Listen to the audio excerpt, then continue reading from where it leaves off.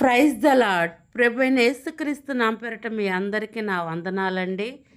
ఈరోజు బైబిల్ స్టడీలో మనం నేర్చుకోబోతున్న అధ్యాయము కీర్తనలు 142 అధ్యాయము మనము చదువుకొని దాని మాటలు ధ్యానిద్దాం.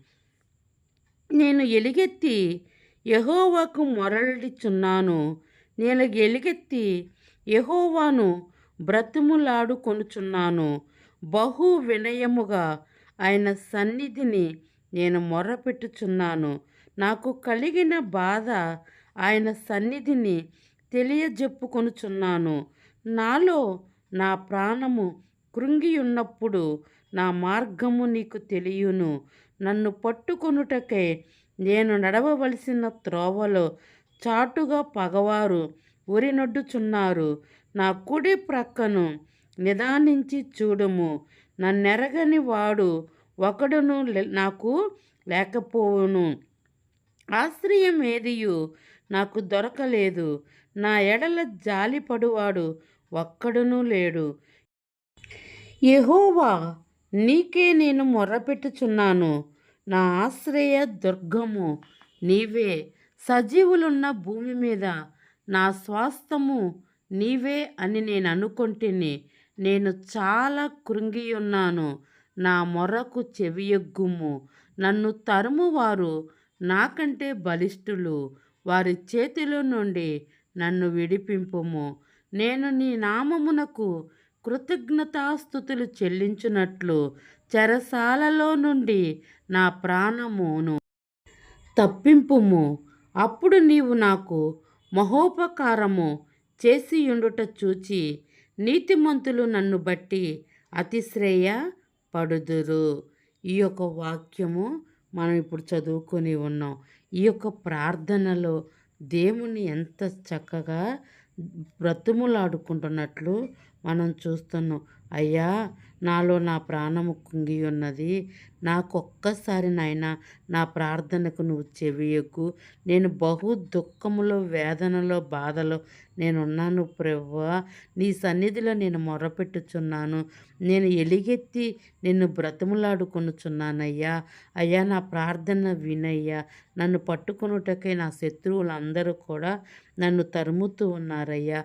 నా దిక్కు నీవే ప్రభువా. నా ఆశ్రయ దుర్గము నీవేనయ్యా. నీ యొద్దనే కదయ్యా నాకు సమాధానము, నెమ్మది దొరుకును అని దేవుణ్ణి జాలిపడి అడుగుతూ ఉన్నట్లు కూడా ఈ అధ్యాయములో మనం చూస్తూ ఉన్నాం. అయ్యా, నేను నీకు మొర్ర పెడుతున్నానయ్యా. నీవే నన్ను విడిపించువాడువయ్యా, విమోచించువాడువయ్యా, నన్ను రక్షించువాడువయ్యా. నా ఆశ్రయ దుర్గము నీవేనయ్యా. ఈ రోజున నేను సజీవుల లెక్కలో ఉన్నానంటే ఈ భూమి మీద అది నీ వల్లనేనయ్యా అని దేవుణ్ణి బ్రతిమలాడుకుంటూ ప్రార్థిస్తూ ఉన్నాడు. మనము కూడా దేవుడికి ఎల్లప్పుడూ కూడా మనలను మనం తగ్గించుకొని ఆ విధముగా ప్రార్థించుకోవాలి. ఎందుకంటే మన యొక్క దీన హృదయము దేవుడు చూచుచూ ఉండే దేవుడు అనమాట. అంతేకాకుండా మనము ప్రార్థన ఎప్పుడు చేస్తాం? మనకు బాగా అధికంగా శ్రమలు ఎదురైనప్పుడు, మనం తట్టుకోలేనప్పుడు ఎట్లా ప్రార్థిస్తామో ఆ యొక్క ప్రార్థన కూడా ఇక్కడ మనం చూస్తూ ఉన్నాం. నా కుడి ప్రక్కన నిదానించి చూడుమయ్యా. నన్నెరగని వాడు ఒక్కడును నాకు లేకపోయినయ్యా. నాకేదియు కూడా ఆశ్రయం ఏదియు కూడా నాకు దొరకటలేదయ్యా అని ఈ యొక్క వచనములో మనం చూస్తూ ఉన్నాం. మనము కూడా అనేకమైన శ్రమల ద్వారా దేవుడు మనలను నడిపిస్తూ ఉన్నప్పుడు మనమైతే మనుషుల వైపు మనం ఎన్నడూ కూడా చూడకూడదు. కానీ మన ఆశ్రయ దుర్గము మన దేవుడే. ఆపద కాలములో నమ్ముకొనదగిన సహాయకుడు మన దేవుడే. ఎప్పుడైతే నీవు మోకరించి ప్రార్థించుకొని నీ యొక్క ప్రతి అవసరత దేవుడికి తెలియచేస్తూ ఉంటావో ఆ యొక్క పరిస్థితి నుంచి దేవుడు నిన్నైతే విడిపించడానికి సమర్థుడై ఉన్నాడు.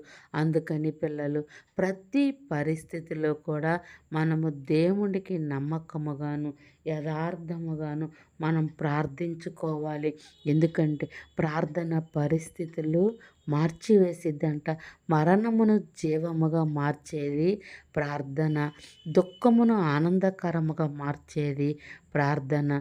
దిగులును సంతోషకరముగా మార్చేది ప్రార్థన. ఒక నిత్య జీవమునకు నిన్ను నడిపించాలన్నా నీకది ప్రార్థన ఎంతో ముఖ్యమంట. ఒక క్రైస్తవుడు ప్రార్థన లేని స్థితిలో ఉన్నాడు అంటే అతడు ఆత్మీయముగా మరణించినట్లేనంట. ఎందుకంటే దేవుడు వాక్యం సెలవిస్తుంది.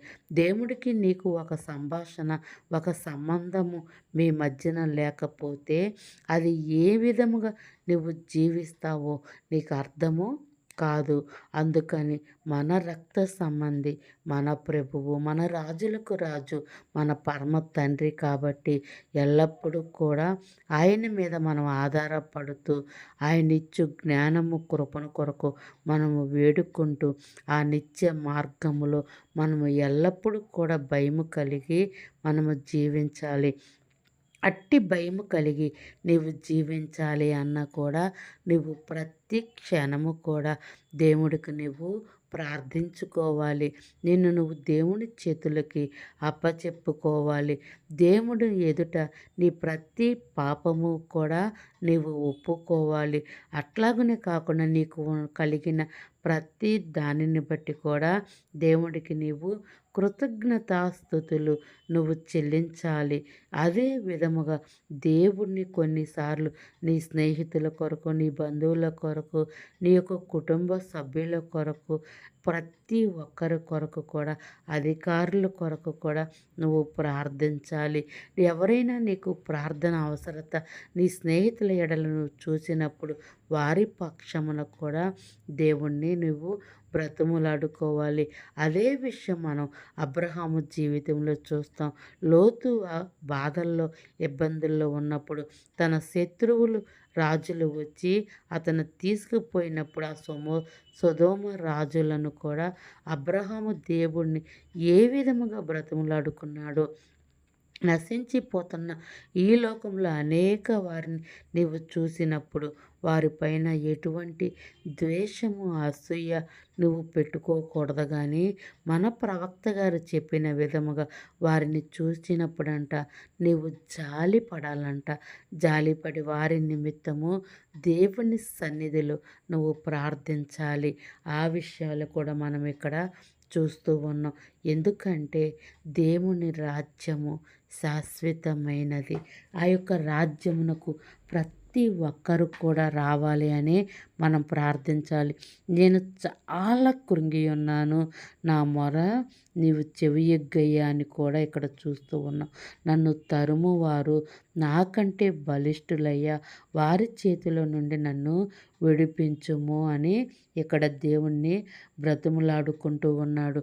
మన యొక్క సమస్యలు మనం చూసినప్పుడు అవి పెద్దగా ఎరుకో కోట వలె అవి మనకి కనపడును. కానీ దేవుని చేతికి నువ్వు ఆ సమస్య అప్పచెప్పినప్పుడు చిన్న ఇసుక రేణు వలె అది దేవుడికి కనపడును.